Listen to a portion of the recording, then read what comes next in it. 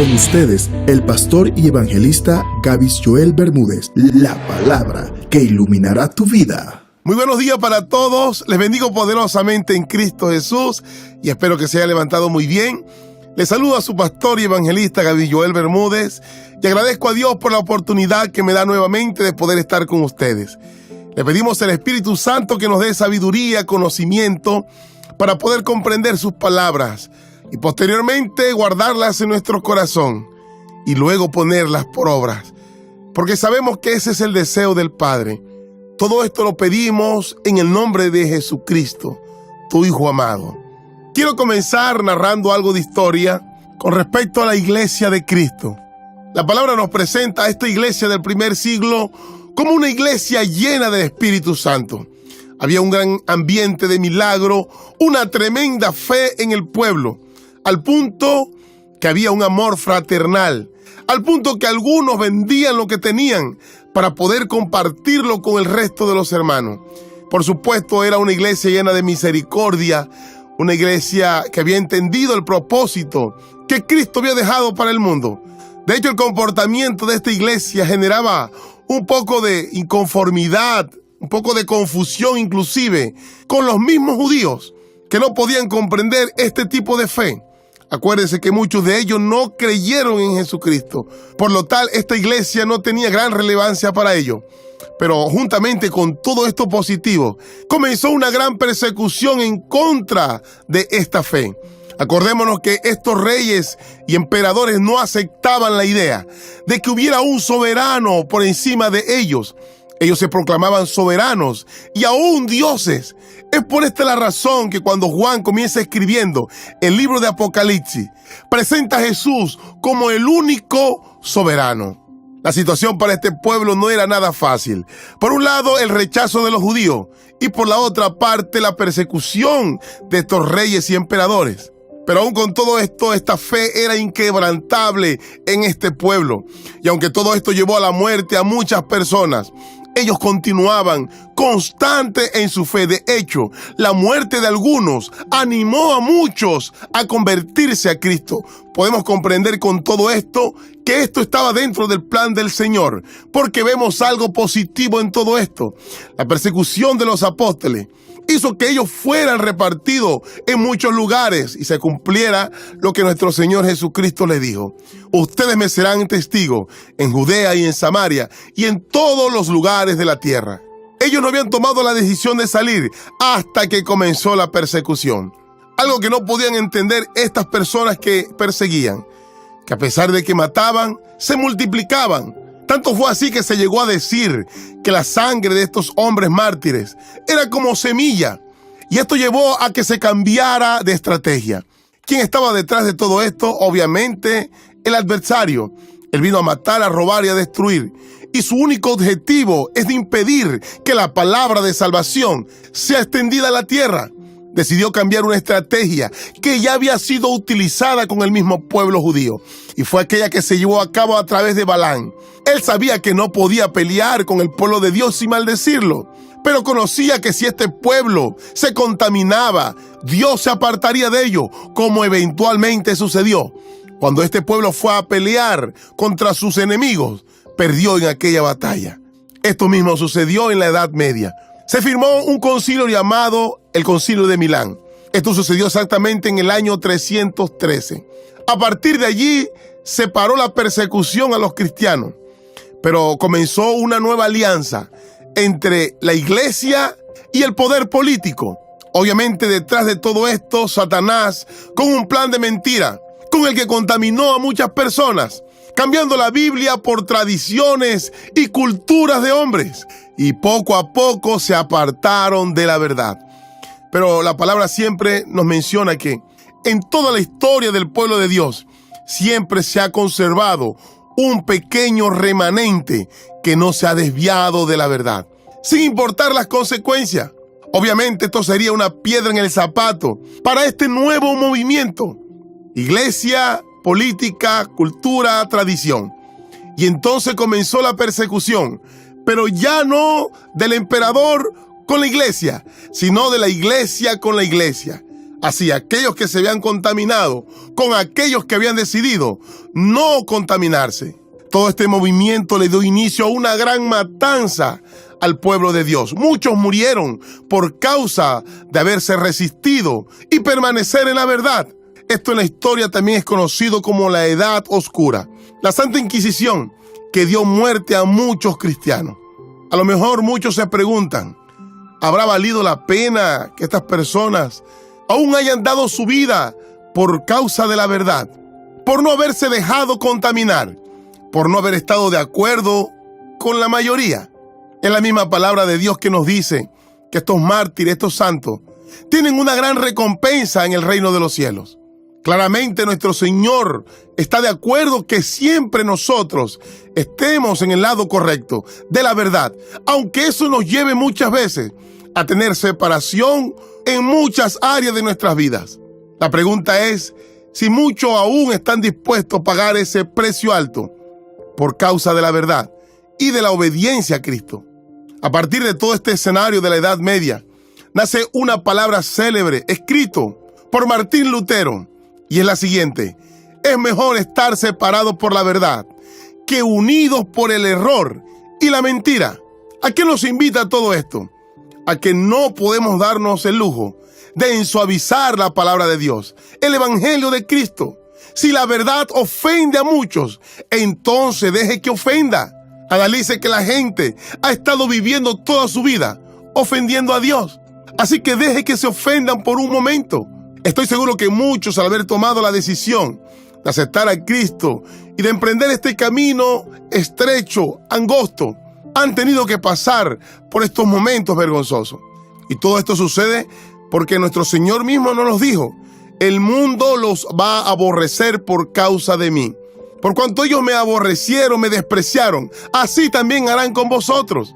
Pero analicemos por qué es que las personas actúan de esta manera. Observe algo. Cuando nosotros nos convertimos a Cristo, comenzamos a ser transformados en una nueva criatura. Al principio muchas personas no les representará ninguna amenaza. Dirán: qué bueno que haya buscado de Dios, ha cambiado su vida. Aunque ellos mismos no buscan de Dios, saben que ha sido beneficioso, pero simplemente lo comentan. Pero ahora, cuando ya estas actitudes de aquellas personas, estos comportamientos que han sido generados por un cambio de Dios en la vida de las personas, comienza a ir en contra de sus ideales y pensamientos y actitudes, comienza a ser una amenaza. Porque se sienten confrontados, amenazados por la verdad. Comienza el sentimiento de culpa, pero en el fondo dicen: yo tengo la razón. Y todo aquello que lo amenace termina siendo una piedra en el zapato. Y es cuando comienzan aquellos comentarios: ahora porque se convirtió y es cristiano, se cree mejor que los demás. Ahí va el pastor, ahí va el cristiano, la corbata. Y aquello que había empezado como una pequeña aprobación se convirtió en una amenaza para su vida. Claramente la palabra de Dios nos dice que ellos no se quieren acercar a la luz para que sus obras no sean expuestas. Mientras la persona hace las cosas malas o nadie reprocha o desaprueba, todo va bien. Pero si hay alguna persona que a través de su vida o a través de la palabra demuestra que aquello está mal, comienza a confrontar. Ahora, esta confrontación puede generar un impacto positivo o negativo. Puede lograr en la persona un arrepentimiento, ya que se dio cuenta que lo que estaba haciendo no estaba bien y diga: yo quiero tener aquello que tiene la persona. O por otro lado, un rechazo absoluto. Pongo un pequeño ejemplo. Un actor reconocido de la televisión era declarado abiertamente homosexual y con una conducta inapropiada en su comportamiento. Pero un día aceptó al Señor y su vida cambió. Tuvo un cambio extremadamente notorio, tanto en su apariencia como en su comportamiento. Al principio comenzó a ser bien visto por la sociedad, pero cuando ya él comenzó a hablar de la realidad de su comportamiento ante en el mundo y de ver aquella intención de tratar de llevar el mensaje que aquello que hacía no era correcto, comenzó a generar amenaza, a lo que no demoró mucho tiempo en recibir rechazos, insultos y amenazas, aún inclusive contra su propia vida. Aquí podemos ver un ejemplo de lo que sucede cuando llegamos a la verdad, y esa verdad nos separa de muchas cosas en el mundo. aún de nuestros familiares y seres queridos, porque esta es la realidad y la palabra nos los enseña. Mateo 10:34, no penséis que he venido para traer paz a la tierra. No he venido para traer paz, sino espada, porque he venido para poner en disensión al hombre contra su padre, a la hija contra su madre y a la nuera contra su suegra. Y los enemigos del hombre serán los de su propia casa. ¿Qué tal? Todo esto por causa de la verdad, por causa de la decisión que hemos tomado de cambiar nuestras vidas, por causa de nuestro testimonio que ha sido transformado, que ahora da testimonio de Cristo y de la vida correcta que debemos de llevar. Esto obviamente genera controversias en un mundo caído de pecado y que no quiere buscar de Dios. No quieren acercarse a Él. Por eso Dios nos dijo claramente que por causa de Él seríamos vituperados y rechazados. Porque si el mundo hubiese querido acercarse a Dios, no hubiesen rechazado a Jesús, su Hijo amado. Y esto lo confirma Juan 14:17. El Espíritu de verdad al cual el mundo no puede recibir, porque no le ve, ni le conoce, pero vosotros le conocéis, porque mora con vosotros y estará en vosotros. Me encanta porque este verso es muy explícito. Dice claramente el Espíritu de verdad. Esta es la causa por la cual somos separados por el mundo, porque el Espíritu de verdad ha llegado a nuestras vidas por Cristo Jesús. Ahora, ¿cuál es el consejo? Si nos hemos visto envueltos en estas situaciones, tenemos que saber que por causa de la verdad tenemos que resistir y avanzar y seguir adelante. Gálatas 5:1 nos dice esto: estad pues firme en la libertad con que Cristo nos hizo libre, y no estéis otra vez sujetos al yugo de la esclavitud. No importa si a lo mejor nuestros propios familiares nos dejen de hablar, nos dejen de tener aprecio porque hemos tomado la decisión de caminar con Cristo, de ser transformado por Él y su verdad. Esto tendrá una gran recompensa. Por eso vale la pena seguir adelante.